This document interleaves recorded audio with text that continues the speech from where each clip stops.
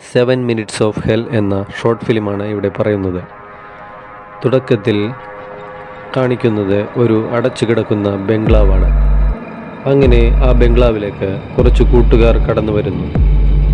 അവർ window തുറന്നാണ് ബംഗ്ലാവിന് അകത്ത് കിടക്കുന്നത്. അവർ 6 പേരുണ്ടായിരുന്നു. അകത്ത് പ്രവേശിച്ചു കഴിയുമ്പോൾ ഒരു ഗ്ലാസ് വീഴുന്ന ശബ്ദം കേൾക്കുന്നുണ്ട്. അതിൽ ഒരാൾ പറയുന്നു, ഈ സ്ഥലം ഒരു വേട്ടയാടപ്പെട്ട സ്ഥലം പോലെ തോന്നുന്നില്ലേ എന്ന്. ഒരുത്തൻ പറയുന്നു, ഇത് എൻ്റെ ആൻറ്റിയുടെ വീട് പോലെ തന്നെ ഉണ്ട് എന്ന്. അപ്പോൾ കൂടെയുള്ള പെൺകുട്ടി പറയുന്നുണ്ട്, ഇവിടുത്തെ ഓണർ കൊല്ലപ്പെട്ടതിന് ശേഷം ഈ വീട്ടിൽ ആരും തന്നെ താമസിച്ചിട്ടില്ല എന്ന്. കൊല്ലപ്പെട്ടെങ്കിലും ആ സ്ത്രീയുടെ രക്തം മാത്രമേ കണ്ടെത്താൻ കഴിഞ്ഞിട്ടുള്ളൂ, ശരീരം കണ്ടെത്താൻ കഴിഞ്ഞില്ല എന്ന് ആ പെൺകുട്ടി പറയുന്നു. ഇതെല്ലാം നിനക്കെങ്ങനെ അറിയാമെന്ന് മറ്റേ പെൺകുട്ടി ചോദിക്കുന്നുണ്ട്. കേട്ടിട്ട് വിശ്വാസം തോന്നുന്നില്ല എന്ന് പറഞ്ഞ് ചിരിക്കുന്നു. കുറച്ചു കഴിയുമ്പോൾ നിനക്ക് വിശ്വാസമാകുമെന്ന് ആ പെൺകുട്ടി പറയുന്നു. അവിടെയുള്ള സ്റ്റെയർ കേസിലേക്ക് ആ പെൺകുട്ടി കുറച്ചു നേരം നോക്കിയിട്ട് അവിടെ നിന്ന് പോകുന്നു. പിന്നീട് അവർ ബോട്ടിൽ വെച്ച് ഒരു ഗെയിം പ്ലാൻ ചെയ്യുന്നു. അപ്പോൾ ഒരാൾ പറയുന്നുണ്ട്, ഇതൊന്നും വേണ്ട എന്ന്, നിങ്ങൾക്ക് വേറെ പണിയില്ലേ? കൂടെയുള്ള കുട്ടി പറയുന്നുണ്ട്, നമുക്ക് നോക്കാമെന്ന്. അപ്പോഴേക്കും ചെക്കൻ ഗെയിം സ്റ്റാർട്ട് ചെയ്തു. ബിയർ ബോട്ടിലാണ് ഇതിനായി അവർ ഉപയോഗിക്കുന്നത്. ബിയർ ബോട്ടിൽ വച്ചിട്ട് അവൻ പറയുന്നു, 7 മിനിറ്റ്സ് ഇൻ ഹെവൻ. ആരാണ് കുപ്പി ആദ്യം കറക്കുന്നത്? വേണ്ട, ഇതൊന്നും വേണ്ട എന്ന് പെൺകുട്ടി പറയുന്നു. അപ്പോൾ അവളുടെ ബോയ് ഫ്രണ്ട്, ഞാൻ സ്റ്റാർട്ട് ചെയ്യാമെന്ന് പറയുന്നു. എന്നാൽ അവൾ പറയുന്നു മിണ്ടാതിരിക്കാൻ.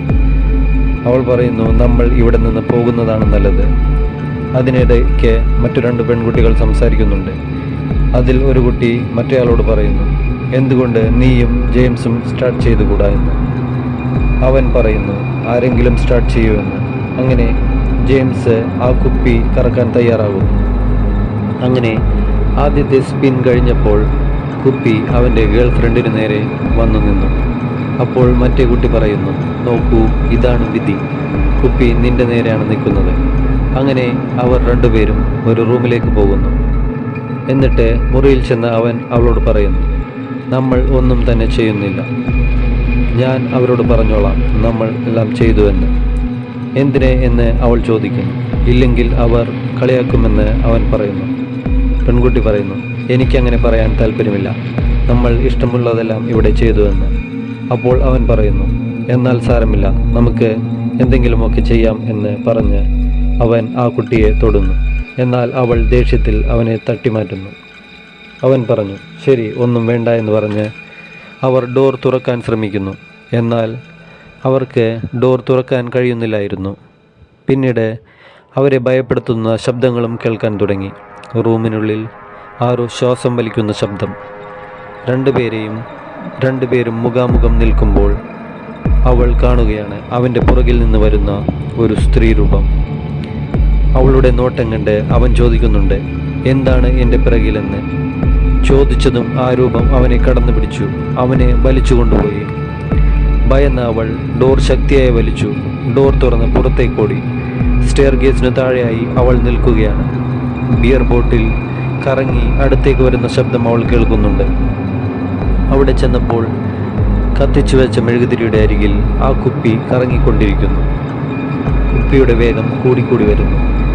അങ്ങനെ കുപ്പി പെട്ടെന്ന് അവൾക്ക് നേരെ നിന്നു. ആ രൂപം പിന്നെയും അവൾക്ക് നേരെ വന്നു. ഫേസ് ടു ഫേസ് നിൽക്കുകയാണ്. അവളുടെ മുഖത്തിനടുത്തായി നിൽക്കുന്ന ആ രൂപത്തിൻ്റെ കണ്ണിൽ തന്നെ നോക്കിക്കൊണ്ട് അവൾ ഭയന്നു കരയുന്നു. ശബ്ദം പോലും പുറത്തേക്ക് വരുന്നില്ലായിരുന്നു. ആ രൂപം അവളെ മണക്കുന്നുണ്ട്, പിന്നെ അലറുന്നു. അവളെ നോക്കി ചിരിക്കുന്നു. പെട്ടെന്ന് ആ രൂപത്തിൻ്റെ എല്ലുകൾ ഒടിയുന്ന ശബ്ദം കേൾക്കുന്നു. പിന്നീട് വികൃതമായ ആ രൂപം ഇപ്പോൾ ഒരു സുന്ദരിയായ പെൺകുട്ടിയുടേതായി മാറിയിരിക്കുന്നു. അതുകണ്ട ആ കുട്ടി മുകളിലത്തെ റൂമിലേക്ക് ഓടുന്നു.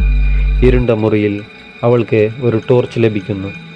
ടോർച്ച് അടിച്ചു നോക്കുമ്പോൾ അടഞ്ഞു കിടക്കുന്ന ഒരു റൂമിലെ ഡോറിൽ രക്തം വീണിരിക്കുന്നു. ധൈര്യസമേതം അവൾ ആ ഡോർ തുറക്കുന്നു. റൂമിനുള്ളിൽ എല്ലായിടത്തും ചോര മാത്രമാണ് കാണുന്നത്. അവിടെയുള്ള ബാത്റൂം തുറന്നതും അതിനുള്ളിൽ ഭയന്നു രക്തത്തിൽ കുളിച്ചിരിക്കുന്ന ഫ്രണ്ടിനെ കാണുന്നു. അവൻ ചോദിക്കുന്നുണ്ട്, നമ്മൾ എവിടെയാണ്?